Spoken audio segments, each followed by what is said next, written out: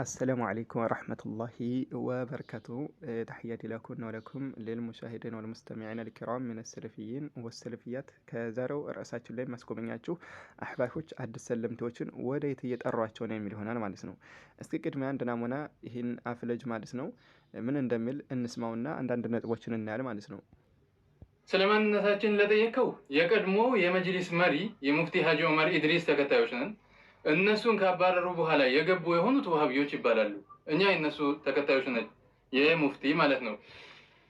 ወሃቢያሳ ምንድን ነው ካልከኝ 1206 ላይ የሞተው የሙሐመድ ብን አብዱል ወሃብ ተከታዮች ናቸው።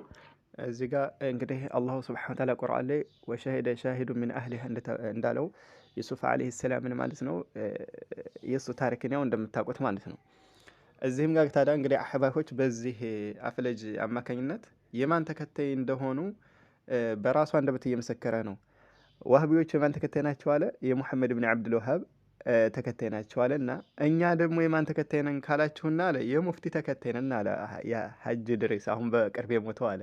ታዲያ አንተስ ማንን እየተከተልክ ነው? ሰለፎችን ነው እንደተከተልከው? አሁን በሱ ቤት የሰለፍያ ጀማዎችን እነሱ አዲስ መጤ ናቸው ብሎ ለመግለጥ እያሰበ ነበር።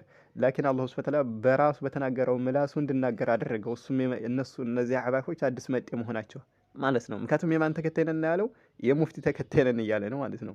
እኛ ደግሞ የምንጣራው ምንድን ነው?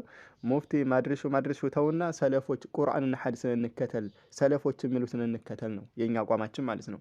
እና እዚህ ጋር ይህ አፍለጅ በዚህ ዓላማው ምንድን ነው እንግዲህ የሰለፍይ ጀማዎችን ዋህብያ በሚል ስም በማቀልሸት እነሱ ትክክለኛ እምነት ላይ እንዳሉ አድርጎ አዲስ ሰለምቶችን እያደናከሩ ነው።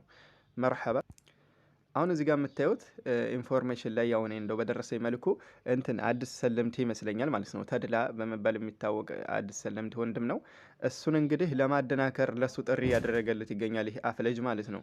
መጀመሪያ እንደው ለዚህ ወንድማችን ራሱ ቢደርሰው ለተድላ ለተሰኘው ወንድማችን እንደው ይህ መልእክት ቢደርሰው ማለት ነው አህባሾችን እንደው ሊጠይቃቸው ከሚገባ ዋና ፖይንት ማለት ነው ያው ሚዳ ከመሆኑ አንገል አሼኽ አልዓላማ ኢብኑ ዑሰይሚን ምን ይላሉ? ዛሂሙ አህሉል ባጢል ፊል ኢንተርኔት ሐታ የተበየነ ልሐቅ ይላሉ።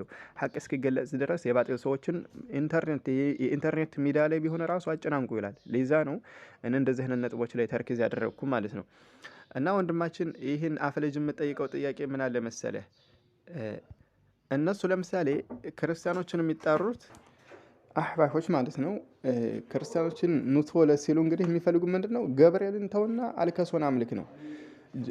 ሚካኤልን ተውና ሰይድ ከድርን አምልክ ነው።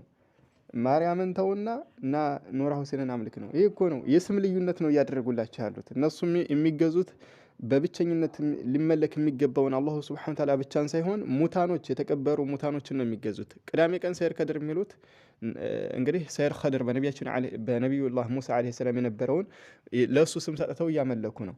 ሮብ ቀንን አብዶየ ሲሉ ትሰማላቸው አደለ? አብዱልቀድር ጀላኒ በማለት ሮብን ሲያመልኩ ይውላሉ ማለት ነው። እና በጥቅሉ እናንተን እንግዲህ የክርስቲያን ወገኖችን የሚጠሯቸው አህባሽ ወደየት ነው ያላችሁበትን እምነት ተውና ወደኛ ነው ሲሉ የስም ቅያሬ ብቻ ነው እያደረጉላቸው ያለው። ቢማዕና ገብርኤልን ተውና አልከሶን አምልክ፣ ሚካኤልን ተውና ሰይድ ከድርን አምልክ ከዛሊክ እና ከዚህ አንግል ይህ ቶት ይህ እንዳለ እናያዘው ይሁንና አሁን ላይ አህባሾች ክፍተት አገኘን ብለው ከሚፍጨረጨሩባት ነጥብ እሷ ምንድነች? አስማኡ ሲፋት ላይ ገብተው ከሚጭሩት አዘቅት ማለት ነው። እዚህ ጋር ወንድማችን ተድላ ሊጠይቀው ከሚገባው ነጥብ ምን አለ መሰላችሁ? አህባሾች መጀመሪያ የአላህን መኖር ያጽድቁልን ብለህ ጠይቃቸው። እነሱ ምክንያቱም የአህባሾች እምነት ምንድን ነው? አላሁ ሱብሓነሁ ወተዓላ ከላይም አይደለም ከታችም አይደለም፣ በግራም የለም በቀኝም የለም፣ በፊትም አይገለጽ በኋላም የለም፣ ዓለም ውስጥም የለም ከዓለም ውጭም የለም ብለው ነው የሚያምኑት። ይችን ጥያቄ አንድ ባንድ ጠይቋቸው አይመልሱላችሁም። አህባሾች ይደብቋቸዋል። ይህ እምነታቸው ነው ሐቂቀተን ማለት ነው። ከወደኔ በስተኩል ስለወጣ ይሄ የጥላት ወሬ ነው ብለው እንዳለው እንኳ ጠይቋቸው ፊት ለፊት ማለት ነው። ከዓለም ውስጥም የለም እሺ፣ ከዓለም ውጭም ቢባል አላህ የለም ይላሉ። ታዲያ እሺ ይህ ማለት ከሶሻሊዝም እምነት አልባ የሆኑ ሰዎች ጋር ምንድነው ልዩነታችሁ ነው? አህባሾች ምንድነው ልዩነታችሁ? አላህ አለ ግን ያለ መኖር ነው የሚሏቸው። አለቀ። እላይም ታችም በግራም በቀኝም በፊትም በኋላም ዓለም ውስጥም ዓለም ውጭም የለም ማለት ነው። ይህ እኮ ነው የነሱ አገላለጽ የአህባሾች አላህን የሚገልጹት። እና መጀመሪያ እስኪ የአላህን መኖር ያጽድቁ ነው አስማው ሲፋት ከመዘባረቃቸው በስተፊት። ሌላ ሲቀጥል አሁንም ከዚሁ ጋር በተያያዘ ቁርአንን አስለን የአላህ ቃል ነው ብለው የሚያምኑ አይደሉም አህባሾች። ለምሳሌ የትኛውም አዲስ ሰለምተ ወደ እስልምና ሲገባ እኮ ቁርአን የአላህ ቃል አድርጎ አምኖበት ነው የሚገባው። አህባሾች ቁርአን የአላህ ቃል ነው ብለው አያምኑም። ቁርአን የአላህ ቃል ነው የሚሉት የሚፈልጉበት አዘልይ የሆነውን ነው። አዘልይ ማለት አላህ ዘንድ በፊትም በጥንት እሱ ጋር ያለ ያልተናገረበት በድምፅም በሐርፍም ያልተናገረበት እሱ ዘንድ አለ ነው የሚሉት። እሺ ይህ ቁርአን እኛ የምናነበው ብሉገቱል አረብያ የወረደው የማን ነው ሲባሉ አሃ ይህማ ፍጡር ነው ይሏችኋል። ፍጡር ነው ለምን? የሉገቱል አረብያ የፍጡር ቃል ነው ነው የሚሏችሁ። ይህ ቁርአን እኛ የምናነበው ማለት ነው። ቃል በቃል ጠይቋቸው። ይህ ቁርአን እኛ የምናነበው የአላህ ቃል ነውን በሏቸው።